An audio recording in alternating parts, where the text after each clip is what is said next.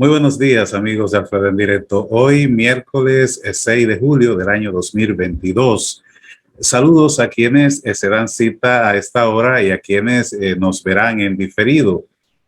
Antes de empezar, les invito, o si no lo han hecho, a suscribirse a esta plataforma para seguir creciendo y construyendo esta comunidad como un espacio de reflexión firme y libre que pretende el conocimiento a través del pensamiento crítico.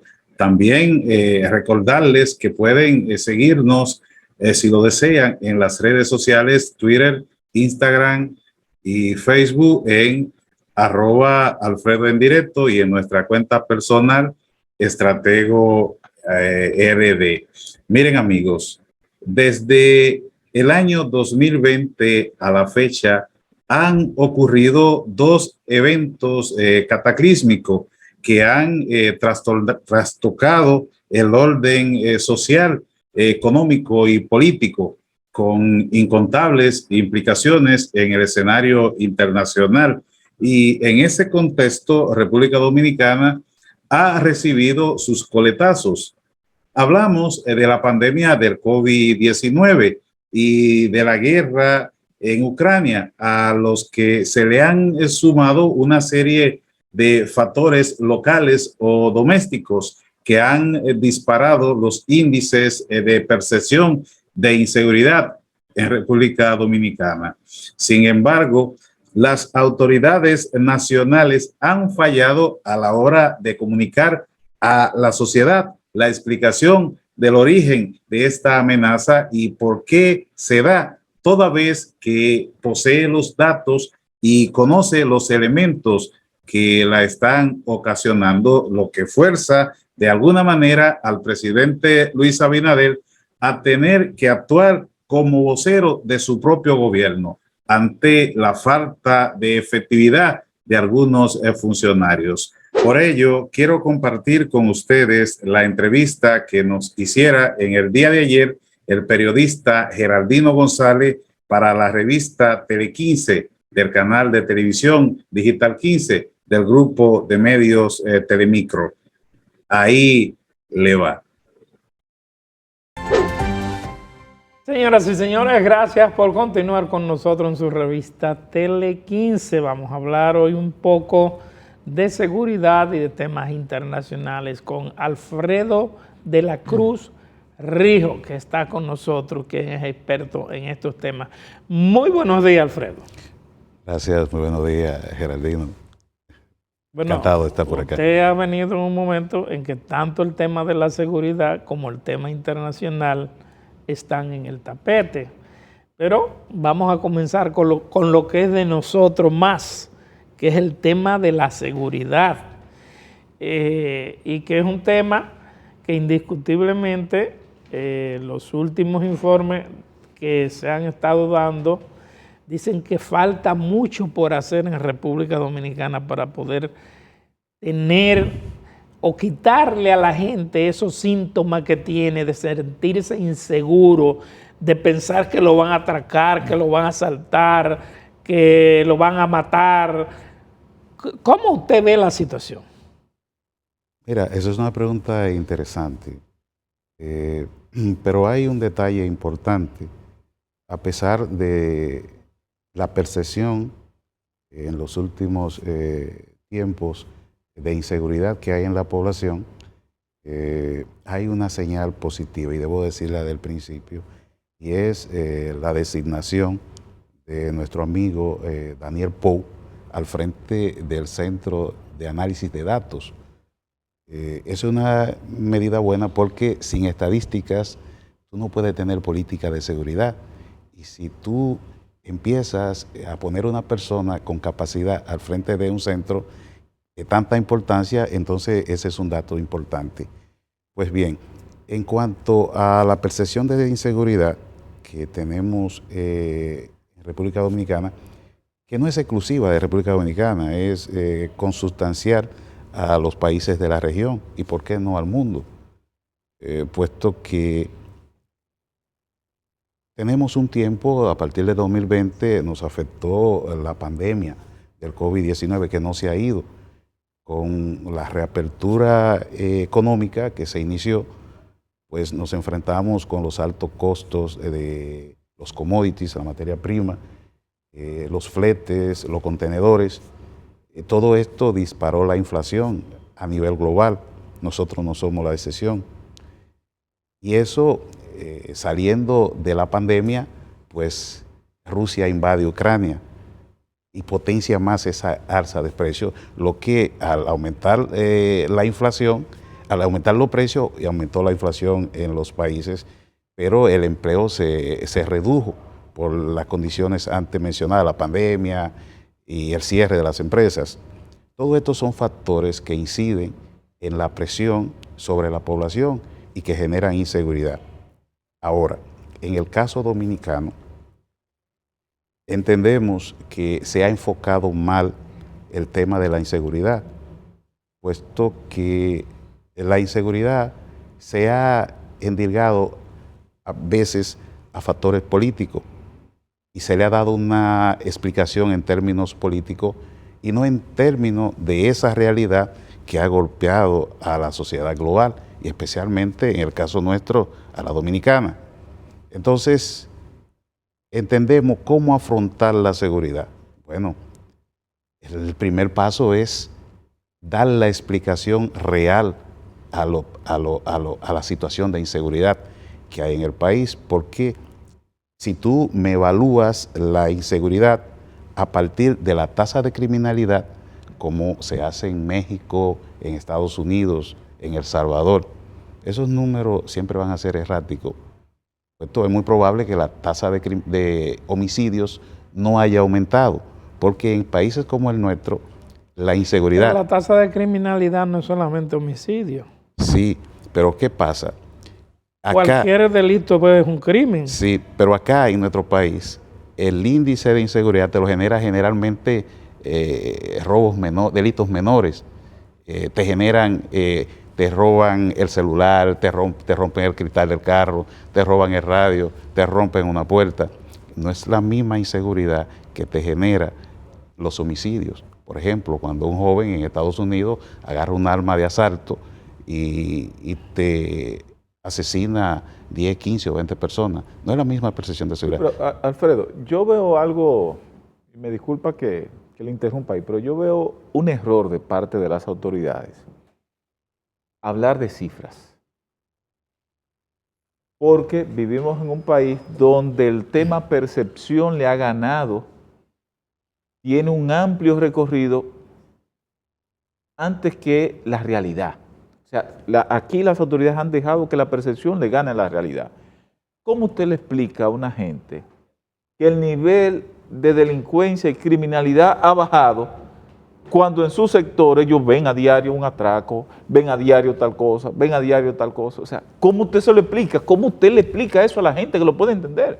Es lo que trato de decirle, que las autoridades nuestras, teniendo la explicación correcta y teniendo las herramientas adecuadas, han errado en dar la explicación a la sociedad porque lo han hecho en términos de comunicación política y no en términos de la realidad. Fíjese, el mejor plan de seguridad, la mejor estrategia de seguridad es la lucha contra la pobreza. Entonces, cuando usted trata la seguridad desde el punto de vista de la comunicación política, entonces no tiene solución porque usted endirga la responsabilidad de los brotes de inseguridad a la oposición política muchas veces. Y entonces comete doble error, porque entonces le está dando un poder a la oposición que no necesariamente tiene. Y la población, que es la que está en la primera línea de acción, entiende cuál es la realidad. Entonces usted, pudiendo dar la explicación correcta y que la sociedad se identifique con usted como autoridad, entonces usted lo que consigue es que la población se sienta más insegura y contribuye a aumentar la percepción de inseguridad, porque al final lo que la persona consume es la percepción que tiene de que cuando usted, un amigo suyo o un relacionado le han asaltado en la calle, le han llevado el celular o le han llevado la cartera o le han roto el cristal para llevarle el radio, puede ser que no sean muchas personas, pero la percepción que usted tiene es que usted no quiere sacar el celular en la calle y sus hijos que están en la calle, usted tiene temor porque hay esa percepción que no necesariamente tiene que ser consono con la realidad.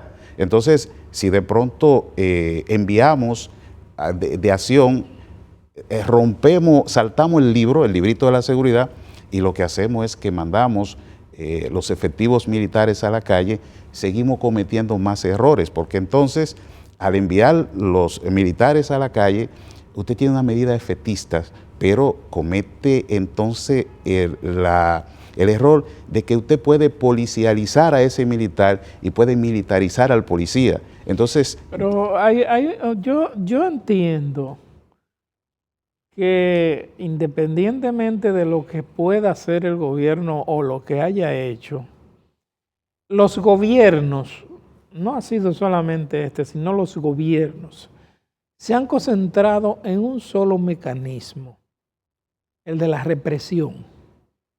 La represión a la delincuencia, a la violencia, etcétera, etcétera. Pero los factores sociales, falta de empleo, falta de educación, desigualdad social, hambre, inseguridad sanitaria. O sea, esos 5 elementos son fundamentales para que un niño de 10 años, de 12, de 14, de 15, de 20 años, busque la manera de no dejarse morir. Y la única alternativa que le dan es esa, delinquir. Ahora, el Estado como Estado, lo único que hace es reprimir. Bueno, por eso, usted tocó el punto, por eso le decía ahorita que la mejor estrategia de seguridad es la lucha contra la pobreza.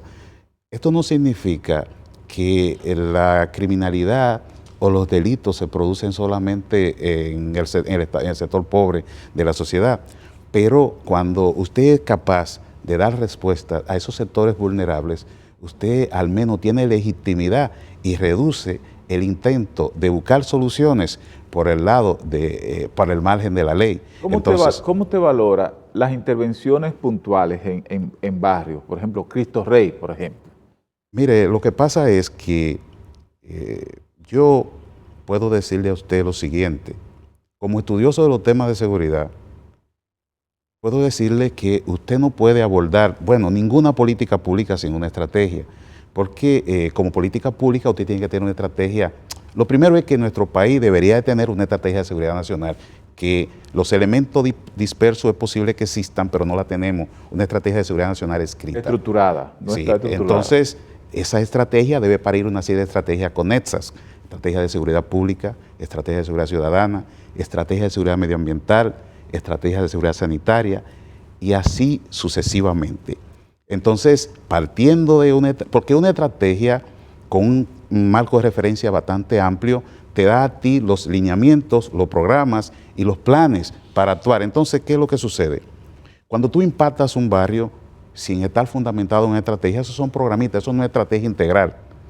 Entonces, tú tienes programitas aislados, eso no te va a dar resultado porque tú estás improvisando. Entonces, y aumenta la inseguridad. errado en las aplicaciones de política que se están llevando a cabo. Claro que sí. Bueno, se está intentando ahora, en estos últimos días, retomar el territorio.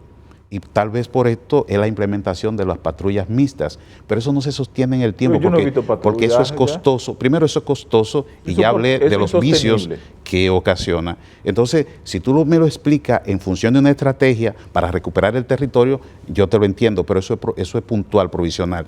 Pero partiendo de una estrategia base. Entonces, tú tienes una serie de cosas en las cuales tú tienes que impactar esas áreas que usted mencionó, 5 áreas importantes en la sociedad, porque hay que pensar algo.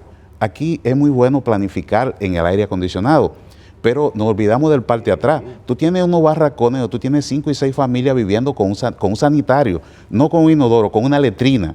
Entonces, ese padre de familia que tiene 4 o 5 muchachos, cuando se levanta por la mañana, que no tiene que darle a esos muchachos, no estoy justificando la acción que va a hacer, pero tú no tienes programas estatales, funcionales, reales, que te impacten a esas personas y te lo alejen. Por ejemplo, la pandemia del COVID-19 vino a decirle a todos los gobiernos de Latinoamérica mentirosos, Porque si ustedes recuerdan, aquí todos los años se hacían publicaciones de la lucha contra la pobreza, se habían sacado tantos miles de personas de la pobreza, pero cuando viene el COVID le dice, mire, usted es loco, un mentiroso, vaya para allá, y empiezan a salir esas manifestaciones de los desastres y la situación real en que vivía el parte atrás en República Dominicana. Porque aquí, por ejemplo, ahora que usted habla de parte atrás, para nadie es un secreto.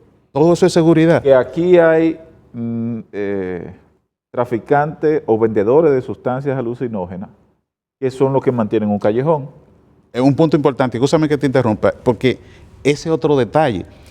De alguna manera las autoridades nacionales, y que esto quede claro, porque por lo menos este gobierno es nuevo, pero las anteriores administraciones... Está nuevo, ya va por la mitad. Sí, pero este es un mal crónico. Sí, entonces, ¿qué pasa? Las autoridades muchas veces interesadamente han permitido el control del territorio por la delincuencia, porque ¿qué es lo que hace el crimen organizado? Te controla el territorio para pacificar la zona. Entonces, ¿qué pasa? Ese narco o ese delincuente que hay en esa zona te resuelve muchos problemas sociales. Le da la pastillita de la presión a la doña, la pastilla de la diabetes al vecino. El café, cuando te falta para fumar, te da el tabaco, entonces la zona está tranquila. Ese ciudadano está más cerca del delincuente que de la autoridad, pero la autoridad tiene la sociedad pacificada aparentemente. Entonces es una falsa paz, como la que decía el presidente Luis Abinader el día pasado. Entonces, todo eso hay que verlo como la seguridad. Entonces, por eso es que la seguridad es un trabajo de experto. ¿Por qué? Porque para crear una estrategia tú necesitas intervenir la zona, que los expertos te estudien, porque la criminalidad de Bellavista no es la misma de esta zona, o la de Piantini. Entonces, esas personas te generan variables, te cruzan variables, te generan hipótesis y entonces te pueden trazar el perfil criminalístico de las diferentes zonas. Por tanto, te va a decir el tipo de policía que tú necesitas y por tanto tú tienes entonces con base sólida de esa localidad, de esa región, cómo impactarla. Pero aquí hemos preferido muchas veces traer los expertos de otros países que tienen que enseñarnos a nosotros, Colombia, donde hay abusos, donde están en los tribunales muchísimos policías. ¿Qué tiene que enseñarnos Chile? Que una vez fue una policía muy famosa y con honor, pero hoy tiene más de 500 casos en los tribunales, producto de los abusos de los derechos humanos, violaciones sexuales y una serie de cosas en el proceso de protesta que hubo en Chile. Pero si tú te vas a España, y en Brasil, por ejemplo, violaciones de los derechos humanos, ok, tú podrías decir, España logró una transformación en 15 o 16 años de su policía, pero nosotros deberíamos entonces, con los expertos que tenemos, sin soslayar eso, buscar, estudiar, porque cada país, cada región tiene una característica específica. Y tú no puedes traer recetas de otro lado importadas. Alfredo. No, Geraldino, antes de que te vaya al tema internacional, me voy al tema internacional, me quedo con la seguridad, aunque también local e internacional, porque Haití es internacional, ¿verdad? Pero está ahí. Un alto componente nacional, sí. Haití, en materia de seguridad para la República Dominicana, algunos hablan de amenaza por lo poroso que resulta como nación para poder penetrar este tema de las diferentes religiones, el tema también de las pandillas que actualmente operan en Haití, ¿esto qué representa para la República Dominicana? Y si el tema de la verja resolvería, por lo menos mediáticamente. Mira, esa es una pregunta interesante. Mira, bueno, empezando por la verja.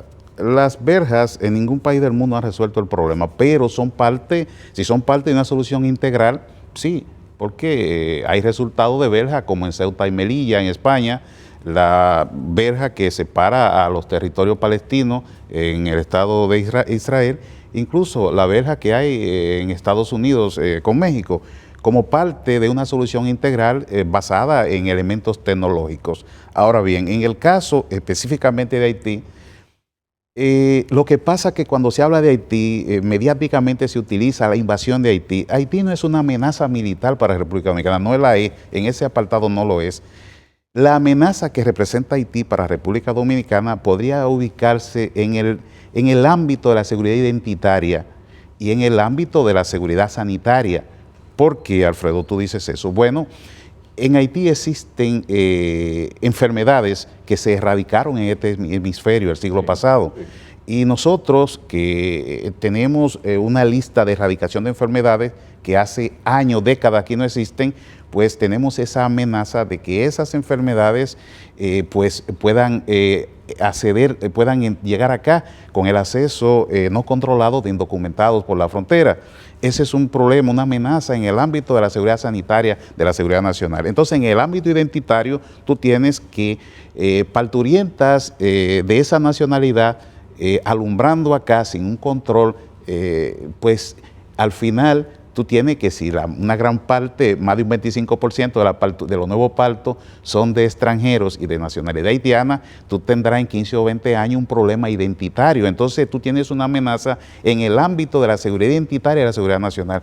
Obvio que es un problema en ningún país, ningún estado moderno puede prosperar en esas condiciones. Obviamente que eso no es tratarlo, eso suena más fácil decirlo que hacerlo, porque tampoco podemos cerrar la puerta. Lo que pasa es que los problemas de República Dominicana no son porque Haití lo provoca, hay que buscarlo en la institucionalidad dominicana, no necesariamente Alfredo, en Haití. Ya llegando a la parte final, hay un tema que es la guerra Ucrania-Rusia que ha trastornado el panorama económico mundial. Yo sostengo, o sea, yo soy de lo que piensa que la solución a la guerra de Ucrania, la paz, podríamos decir, no va a llegar por un factor meramente de guerra, de infantería, de combates.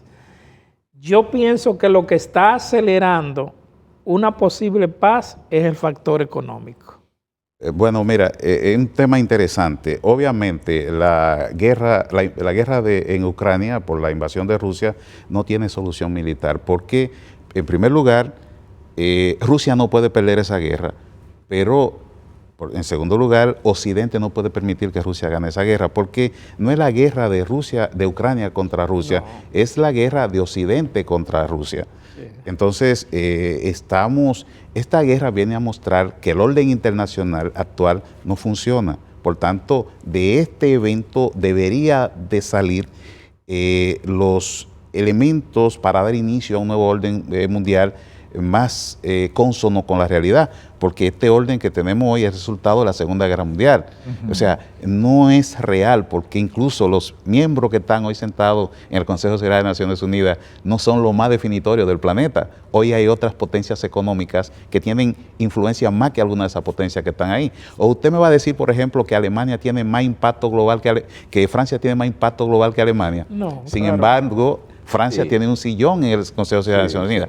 Entonces, necesariamente aquí va a haber que buscar alguna especie de solución que no humille a Rusia, porque en Occidente tratamos muchas veces de visualizar como que Rusia es un paria. No, Rusia es la segunda potencia mundial, incluso la primera en términos nucleares, porque tiene el mayor arsenal nuclear del planeta. Sí. Entonces, además de eso, para los que dudan de eso, que piensen qué es Kaliningrado y por qué Kaliningrado existe en el medio de Europa, un enclave de Rusia.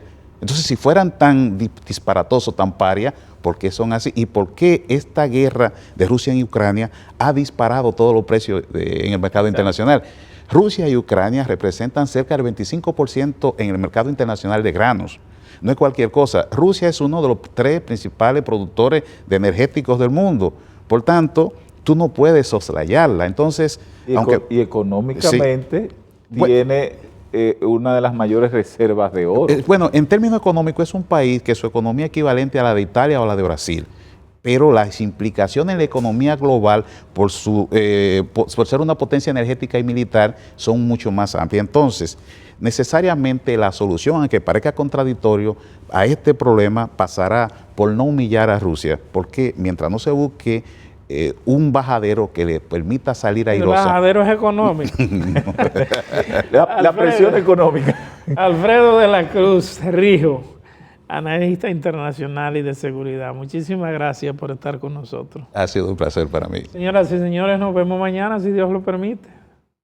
Miren, muchísimas gracias a las personas que nos están apoyando en Patreon. Si eres de los que quiere que este tipo de opinión disruptiva en la comunicación se mantenga, y siga hacia adelante, puedes entrar ahora mismo en la etiqueta Patreon que te dejaré por acá. Haces clic en ella y verás las diferentes opciones con las que puede contribuir con Alfredo en Directo para que siga siendo tú el soporte principal del crecimiento de este proyecto. También te dejo el enlace Patreon en la descripción de este video para que entres, aporte con lo que quiera y cuando quieras. Gracias, muchísimas gracias.